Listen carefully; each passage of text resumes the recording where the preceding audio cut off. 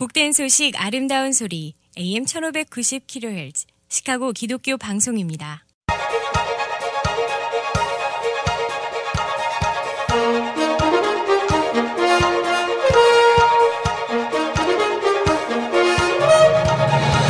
김정일 해설위원의 시사 해설. 세상을 넓게 봅니다. 삶의 지평이 넓어집니다.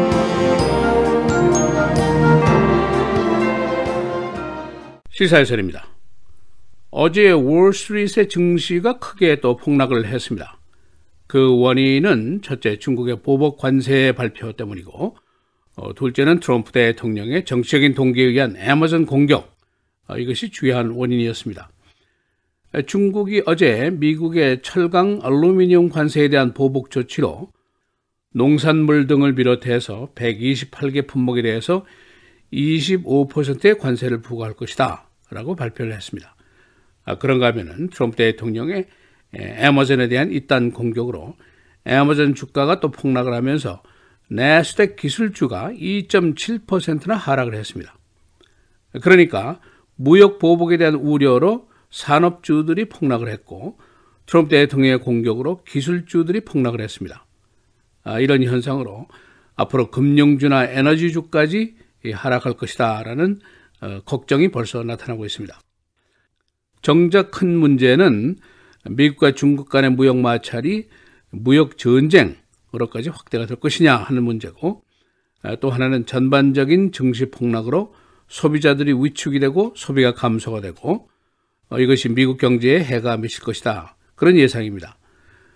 그러나 트럼프 대통령은 처음부터 무역 전쟁은 좋은 것이다, 그리고 우리가 쉽게 이길 수 있다라고 주장을 했었습니다. 미국의 경제력이 중국의 경제력보다 월등하다는 것은 사실입니다.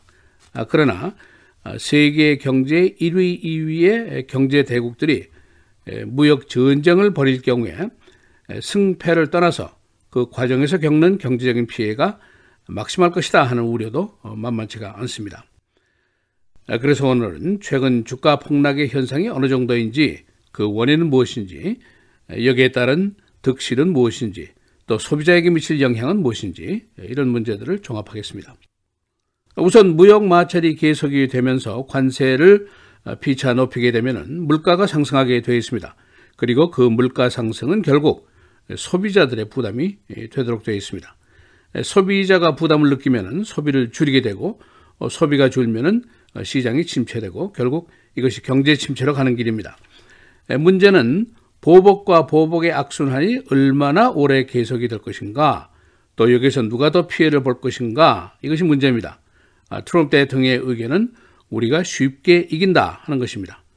그러나 여러 전문가들은 꼭 그런 것만은 아니다, 이렇게 얘기를 하고 있습니다. 바로 여기에 문제가 있습니다. 어제 증시 현상을 보면은 S&P 500 산업주가 2.2%나 폭락을 했습니다. 그리고 나스닥 기술주 2.7%가 폭락을 했고, 나스닥은 지난달 최고에서 9.5%나 폭락을 한 셈입니다. 또 트럼프의 연속적인 공격을 받고 있는 애머전은 어제 5.2%가 폭락을 했습니다. 그리고 다우존스 산업주는 1.9%가 감소되었습니다. 1월 최고 수준에서 11%가 떨어진 겁니다. 이 중국의 보복 관세는 사실은 놀랄 일이 아닙니다. 그러나 정작 어제 128개 품목에 대한 25%의 관세, 이게 선언이 되니까 그 파급 효과가 생각보다 심각한 것으로 나타났습니다. 그리고 이것이 사실은 시작에 불과한 것이다, 한참 계속될 것이다, 이런 것 때문에 걱정이 더 커지고 있습니다. 지금 당장은 돼지고기라든가 과일, 이런 농산물에 그칠지 모르지만 앞으로 보잉이라든가 캐터필러라든가 이런 산업이 보복을 당할지도 모르고, 또는 페이스북, 트위터 등 기술 분야의 보복이 올 수도 있습니다. 그리고 그 다음은 에너지, 금융산업까지 여파가 미치게 되면 경제는 당연히 피해를 입게 되어 있습니다. 어제 중국의 보복 이후에 육류 산업의 대표 주자인 타이슨의 주가가 6%나 떨어졌습니다. 기술 분야가 이번 증시 폭락의 이제 진원지인데, 월요일 전에 이미 전체 마켓 밸류에서 4,570억 달러라는 거금이 사라지고 말았습니다.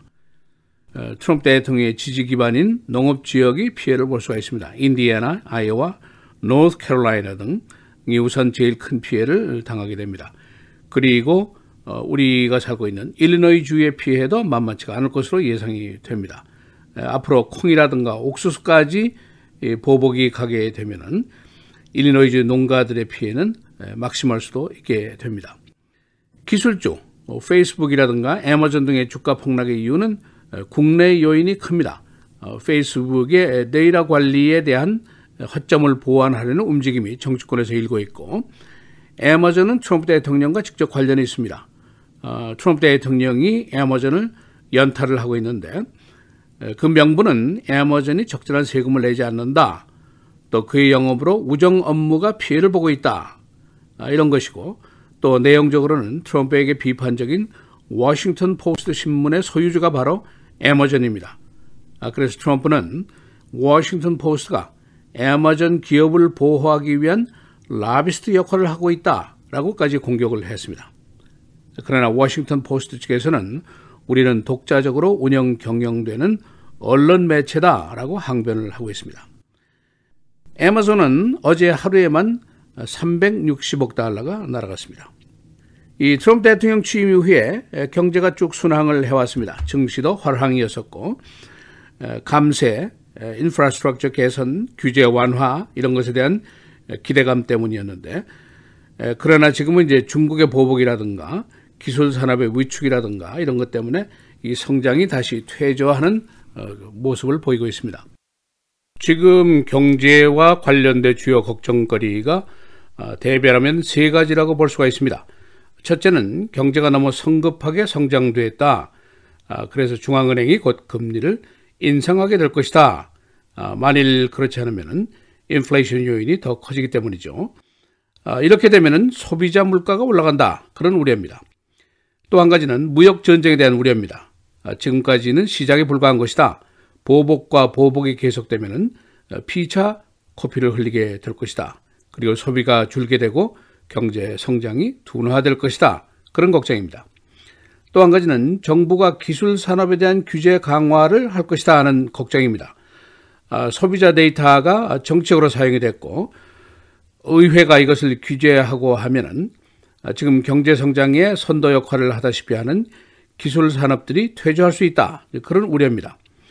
어제 애마존이 증시에서 폭락을 하면서 나스닥 주 인덱스 자체가 퇴조한 것이 좋은 예라고 볼 수가 있습니다.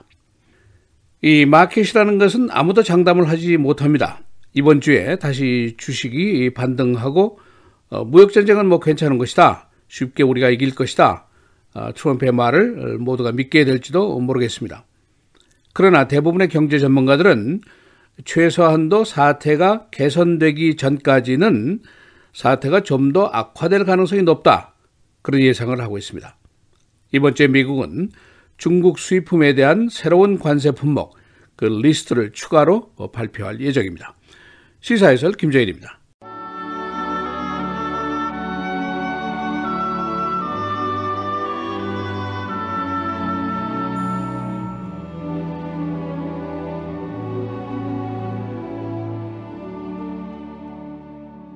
영혼 없는 몸이 죽은 것 같이 행함이 없는 믿음은 죽은 것이니라.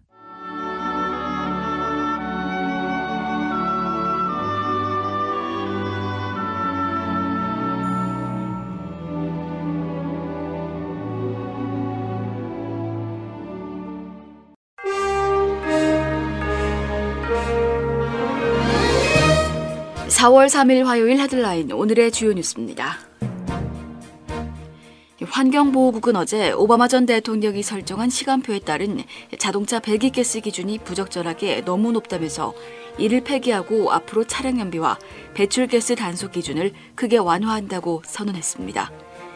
환경보호국은 어제 앞으로 2011년에서 2025년식 모델의 차량들에 대해 실시할 배기가스 규제에 대한 재검토를 마쳤다고 발표했습니다. 현행 환경보호법상으로는 새로 출시되는 신차는 2025년까지는 실제 주행에서 1갤런당 36마일의 연비를 실현하도록 되어 있습니다.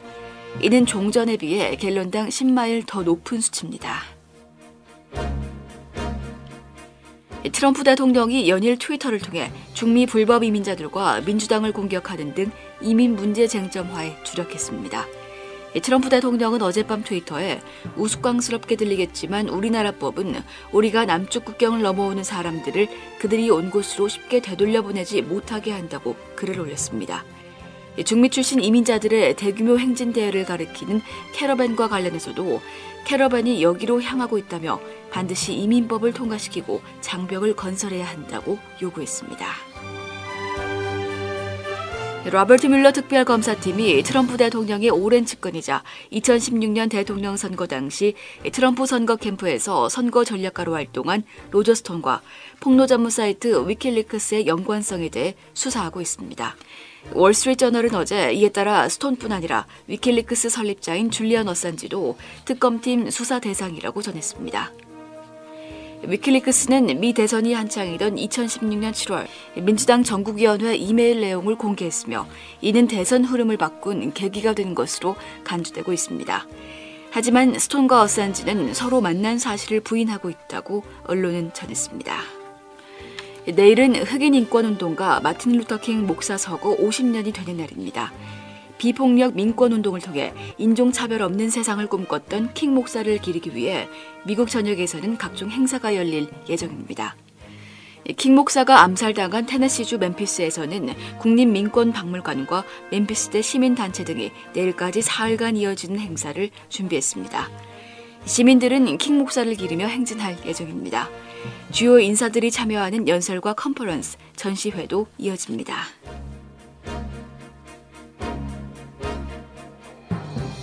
인디애나주 북동부의 메리언시 공항에서 어제 항공기 2대가 서로 충돌해 2명이 숨졌습니다. 검시관 발표에 따르면 어제 메리언 도심공항의 활주로를 이륙한 비행기 한 대가 막 착륙하던 더 큰 비행기와 부딪혀 작은 항공기는 즉시 추락해 불에 탔고 조종사와 탑승객 1명이 목숨을 잃었습니다. 빌라노바대가 올해 3월에 광란을 평정했습니다. 빌라노바대는 어제 NCAA 토너먼트 결승에서 미시간대를 79대 62로 대파하고 정상에 올랐습니다. 이로써 빌라노바대는 1985년과 2016년에 이어 통산 3번째 내셔널 타이틀의 주인공이 됐습니다. 일리노이주 농가들이 중국의 농산물 보복 관세로 타격을 받을 것으로 우려하고 있습니다. 중국은 어제 미국산 돼지고기와 과일 등 수입에 20%의 관세를 부과한다고 발표했습니다. 이에 따라 일리노이 돼지고기 수출 농가들이 타격을 받게 됩니다. 일리노이 농가들은 중국의 콩, 밀 등의 관세 부과도 예상하고 있습니다. 일리노이주 법원은 어제 시카고 팍 디스트릭의 연금 개정이 위헌이라고 판결했습니다. 시카고시는 팍 디스트릭 은퇴자 연금 부족분을 해결하기 위해 수혜 연령을 높이는 등 개정을 추진했었습니다. 시카고 연금 부족분은 현재 약 6억 1천만 달러에 달합니다. 시카고 다운타운 미시간 애비뉴 부근에서 CTA 버스 승객이 칼에 찔렸습니다. 경찰은 가해 여성의 범행 동기를 조사하고 있는데 피해 여성과는 피차 알지 못하는 사이인 것으로 알려졌습니다.